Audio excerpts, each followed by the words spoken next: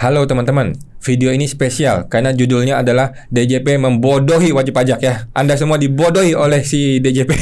Bercanda ya Pak ya. Bercanda Pak ya. Jadi hari ini kita mau bahas spesial mengenai pengadilan pajak lagi teman-teman ya. Bersama siapa lagi kalau bukan Ketua Umum IWPI Pak Rinto. Halo ya, Pak. Semangat Mas Awan. Semangat Pak Awan. Dan Ketua Umum P5I Pak Ray. Luar biasa Pak Ray. Ya, selamat siang Pak Awan. Terima kasih Pak Ray, Pak Rinto sudah hadir ya.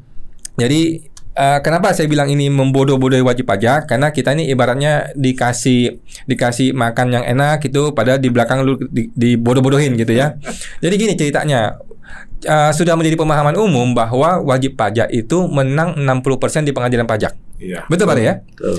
Jadi DJP membuat statistik bahwa wajib pajak menang 60% di pengadilan pajak, kalah 40%. Artinya DJP kalah 60%. Iya. Tetapi pertanyaannya, apakah ini kabar gembira? Iya kan? Ini seolah-olah kita nih dikasih gula-gula nih. Yeah. Lu hebat nih DJP nih. Wajib pajak hebat nih, menang nih. Iya. Wajib pajak hebat nih, DJP kalah nih. Iya, pengadilan pajaknya bersih. Ya, kira-kira pengadilan pajak bersih gitu ya, kasih kemenangan 60% untuk wajib pajak. Tetapi kita lupa atau sengaja untuk tidak diberikan informasi yang lebih detail mengenai jumlah rupiah perkara, Pak. Iya. Jadi jangan-jangan dia memang kalah 60%, tapi dia menang jauh lebih besar rupiah miliar-miliar triliunnya, Pak, dibandingkan yang dia kalah. Jangan-jangan seperti itu. Iya, bisa jadi Mas Awan. Bisa jadi begitu ya. Jadi kita perlu juga tahu selain jumlah perkara yang menang dan kalah, kita perlu tahu jumlah rupiah yang menang dan kalah. Iya, ya kan? Betul. Nah, jadi IWPI katanya nih akan bikin surat permintaan informasi. Ya. Jadi pertama saya pengen tahu nih kepentingan IWPI apa nih Badan? Ya. Seperti ini Mas Awan. Jadi kan kami melihat data tadi itu kan seakan-akan kan banyak wajib pajak yang dimenangkan di pengadilan pajak, Mas Awan. Lah, waktu itu saya senang Mas Awan. Wah, nanti saya kalau mencari keadilan ini akan terbuka lebar nih di pengadilan pajak. Lah, saat saya mencoba mencari keadilan di pengadilan pajak, wah, kayaknya buntu Mas Awan. Kayaknya buntu. Statistiknya kita menang, tapi kita maju kok kita kalah gitu ya. Gimana itu, Pak? Ya, karena yang pertama ternyata nih majelis hakimnya mantan dirjen pajak atau mantan pegawai bea cukai Mas Awan. Nah, jadi sudah kenal dengan para tergugat karena di pengadilan pajak kan tergugatnya hanya ada 3. Direktorat Jenderal Pajak, Direktorat Jenderal Bea Cukai, sama pemerintah daerah Mas Awan. Lah ternyata saat kita melaksanakan sidang, kita menemukan ini di media media sosial itu ternyata ketua majelis hakimnya terhubung koneksi pertemanan dengan ini tergugatnya Mas Awan saat persidangan Mas Awan, dan itu kita laporkan ke KY pun ditolak Mas Awan karena tidak cukup bukti Mas Awan. Nah, terus kami kan penasaran Mas Awan, kami menemukan data ini dari 60% kemenangan wajib pajak tadi, kita menemukan data di websitenya SatPP Mas Awan, Sekretariat Pengadilan Pajak di Kemenq Mas Awan. Itu kan ada Mas Awan, memang jumlah kasusnya Mas Awan, penyelesaian sengketa pengadilan pajak mulai tahun 2019 sampai 2023 Mas Awan. Nah, itu ada 7 kategori Mas Awan. Mulai 2019 sampai 2023. Kategori pertama adalah pencabutan dan penetapan Mas Awan. Yang kedua tidak dapat diterima. Jadi gugatannya atau bandingnya tidak dapat diterima. Terus yang ketiga menolak, yang keempat menambah pajak yang harus dibayar, Mas Awan. Terus yang kelima mengabulkan sebagian, yang keenam mengabulkan seluruhnya, dan yang ketujuh adalah membatalkan. Nah, yang kami mau tanyakan ke ini Mas, permohonan informasi tadi ke Kementerian Keuangan itu dari 7 kategori ini, masing-masing itu per tahunnya itu berapa Mas? Jumlah gugatannya yang dimenangkan WP berapa, yang dimenangkan wajib pajak berapa? Karena kalau gugatan itu kan langsung SKP-nya kan langsung 0 Mas Awan, tidak sah kan tidak ada pembayaran pajak Mas Awan. Nah, kalau banding ini kan perlu diteliti Mas Awan. Nah, nanti kalau yang bandingnya itu berapa yang dimenangkan wajib pajak, berapa yang dimenangkan DJP. Jadi per tahun ini kita minta rinciannya Mas. Gugatannya berapa, terus bandingnya berapa Mas Awan. Termasuk jumlahnya Mas Awan, jumlah nilai sengketanya. Misalkan gugatannya itu nilainya 10 miliar, ini kalau membatalkan berarti kan drop Mas, 0 kan.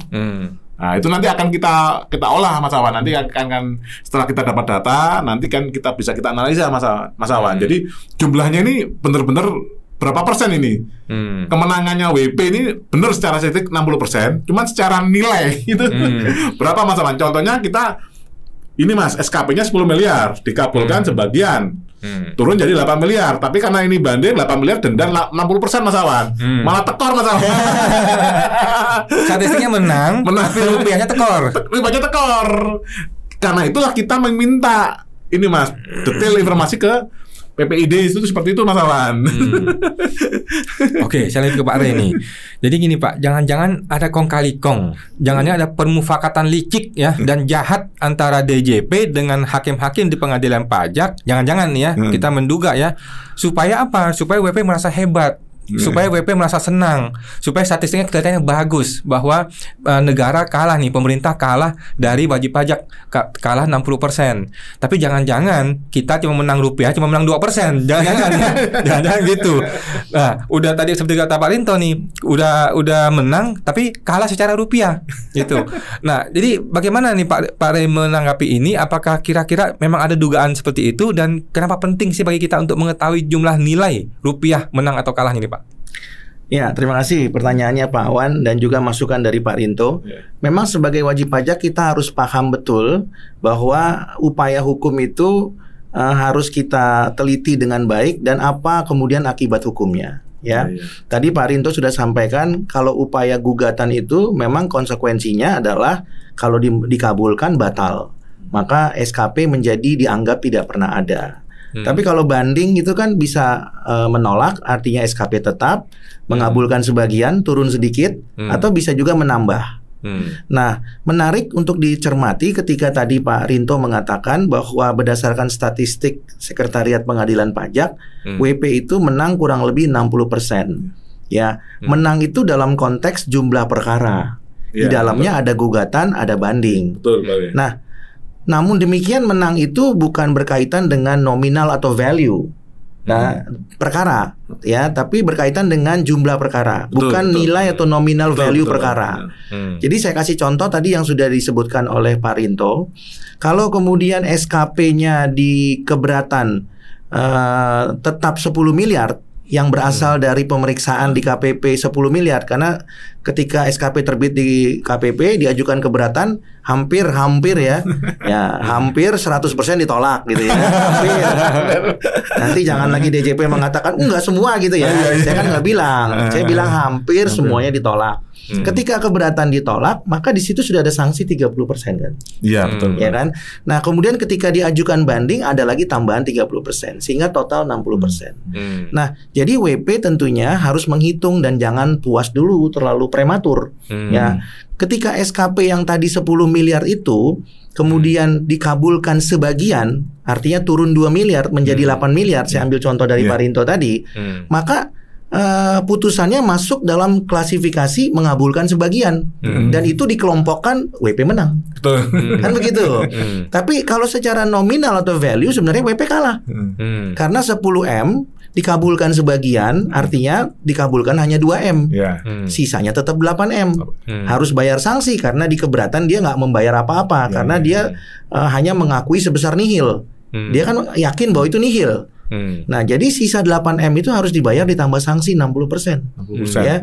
8M dikalikan 60% itu 4,8. Kalau ditambah 8M 14,8. 12,8, Pak. Sorry, 12,8. Ya kan? Jadi sudah upaya hukum, bayar pengacara, habis waktu, jadi tambah banyak, Pak Rey. Ya, jadi sebenarnya kalau dalam perkara disebutkan mengabulkan sebagian. Betul. Tapi sebenarnya ya itu sebenarnya WP kalah. Karena yang tadinya 10 jadi 12,8. Iya, 12,8. 12,8. Ya, tadinya kan 10. Yang mendingan nggak usah upaya kan? Tidak usah upaya administratif, tidak usah upaya hukum. Bayar saja 10. Tapi justru karena dia keberatan, ditolak, dia banding, kabul 8M tambah sanksi, jadi 12,8. Nah, jadi secara nilai atau value sebenarnya WP kalah. Tapi kalau disimpulkan perkaranya kan mengabulkan sebagian. Jadi kalau kita ngomong yang mengabulkan WP tadi 60%, memang masuk ke yang 60% tadi, Pak Rey. Cuma secara value-nya kalah gitu, Pak Rey. Betul. Nah, ini mungkin yang silakan saja IWPI tanyakan ke Sekretariat PP kan, supaya wajib pajak mendapat pencerahan agar kemudian WP bisa berpikir bahwa upaya hukum itu bukan hanya banding. Karena selama ini kan edukasi di masyarakat yang saya dengar langsung kurang lebih 70 juta wajib pajak itu selalu disarankan oleh AR, pemeriksa pajak, selalu banding, karena bicaranya itu tadi keberatan dulu Pak ya, keberatan dan banding karena banding itu pasti adalah produk dari keberatan jadi selalu disebutkan keberatan dan banding. Jadi sebenarnya wajib pajak sudah digiring oleh upaya hukum satu-satunya yang sangat fenomenal dan kontroversial, yaitu keberatan dan banding. Padahal kan hukum acara peradilan pajak itu membuka peluang yang seluas-luasnya bagi WP untuk mengajukan upaya lain, baik itu upaya hukum gugatan maupun upaya-upaya administratif lain, pembatalan, pembetulan dan seterusnya. Nah, jadi kembali lagi kepada wajib pajak dipersilakan untuk menempuh upaya hukum itu yang menguntungkan. Jadi upaya hukum itu bukan ditentukan oleh tim pemeriksa pajak ditentukan sendiri oleh WP-nya. Ya kan ya, karena konstitusi itu mengatur demikian, setiap warga negara berhak mendapatkan bantuan hukum dan mengajukan upaya hukum. Jadi upaya hukum itu bukan didikte oleh pemeriksa pajak, ya kan, apalagi oleh Direktur Jenderal Pajak, tapi kembali kepada kondisi dan keadaan WP masing-masing. WP yang akan menentukan kapan harus mengajukan gugatan, kapan harus mengajukan keberatan, dan kapan harus mengajukan banding serta upaya-upaya yang lain. Dan tentunya ini tugas daripada P5I dan juga IWPI untuk mengedukasi bahwa upaya yang tersedia itu bukan hanya satu-satunya keberatan dan banding. Betul, Pak. Kalau ini yang digiring, maka kembali lagi hukum tidak menjadi panglima. Itu yang pernah saya alami Pak Re saat kita mediasi dengan DJP. Bahkan itu dari Kanwil Jatim 3 sama DJP Pusat datang ke kantor Ombudsman, itu pun di depannya pimpinan Ombudsman itu mengatakan upaya hanya ada tadi Pak Re, hanya ada keberatan dan banding. Gugatan juga tidak diomongkan itu Mas Awan. Jadi di hadapan pejabat negara juga itu mereka juga tidak mau memberitahu bahwa ada upaya lain selain keberatan dan banding. Seperti itu Mas Awan. Iya, terima kasih Pak Rinto. Tentunya itu menjadi masukan buat wajib pajak bahwa memang Direktur Jenderal Pajak tidak lagi dalam kewajiban untuk mengedukasi, tapi tugas mereka lebih banyak kepada pengawasan. Oleh karena itu wajib pajak diharapkan untuk bisa memahami hukum pajak, baik itu hukum formil maupun hukum material, lebih baik di masa yang akan datang, menjadi lebih baik, lebih paham dan lebih paham di masa yang akan datang. Karena kita tidak bisa mengandalkan pejabat eksekutif di bidang perpajakan untuk mengedukasi, tapi wajib pajak diharapkan proaktif ya Pak Rinto ya. Betul Pak Re. Ya, maka edukasi itu menjadi sangat penting. Dan sekali lagi tidak perlu menutupi hukum atau apalagi mengkondisikan, nggak perlu Jadi dibuka apa saja, apa adanya saja. Upayanya gitu A, B, C, D, E, silakan Bapak Ibu sekalian menempuh upaya yang mana gitu Pak Re. Betul ya. Harapannya mungkin IWPI bisa nanti mengedukasi supaya upaya-upaya administratif dan upaya hukum bisa tersedia. Dan melakukan upaya administratif dan upaya hukum itu bukan artinya melawan negara, bukan. Tapi melaksanakan haknya. Beda beda melawan negara dan pemerintahan yang sah dengan melaksanakan hak. Betul. Karena hak dilindungi oleh konstitusi. Jadi sah-sah saja. Demikian Pak Rinto dan Pak Awan. Oke, makasih Pak Re, makasih Pak Rinto. Jangan sampai ketika terbuka informasi ini terjadi gempa bumi di dunia kesehatan perpajakan Indonesia. Jangan-jangan kita cuma menang 1% Pak. Emang gila itu oknum Oke, makasih Pak Re, makasih Pak Rinto. Sampai jumpa lagi di podcast berikutnya Pak. Sama-sama. Terima kasih Pak Awan, Pak Rinto.